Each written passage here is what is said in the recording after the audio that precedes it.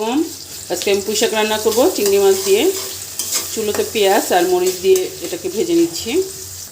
দিয়ে দিচ্ছি লবণ, দেবো মরিচ, দেবো একটু পানি, হলুদ, দিয়ে দিচ্ছি মাছ, চিংড়ি মাছ। তরকারি যত কষাবেন ততই মজা হবে। মজাদার চিংড়ি মাছ দিয়ে পুঁই শাক অনেক ভালো লাগে, রান্না করবেন। ভিডিওটা ভালো লাগলে একটা শেয়ার করবেন, ইউটিউব চ্যানেলটাকে সাবস্ক্রাইব করবেন, পেজটাকে ফলো করবেন, অবশ্যই একটা কমেন্ট করবেন।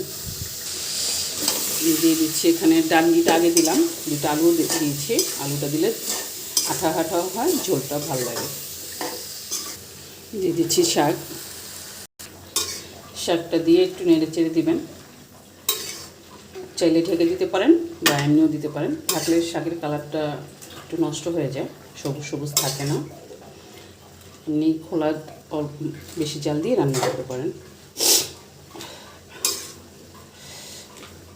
ডান্ডিটা আগে দিলে শাকের কালারটা আর এটা সব সুন্দর থাকে।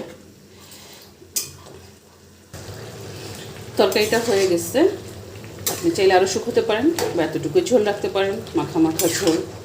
এটা নামিয়ে ফেললে আরও শুকিয়ে যাবে। তো আজকের মতো শেষ করছি, আবার দেখা হবে নতুন কোনো ভিডিও নিয়ে। আল্লাহ হাফেজ।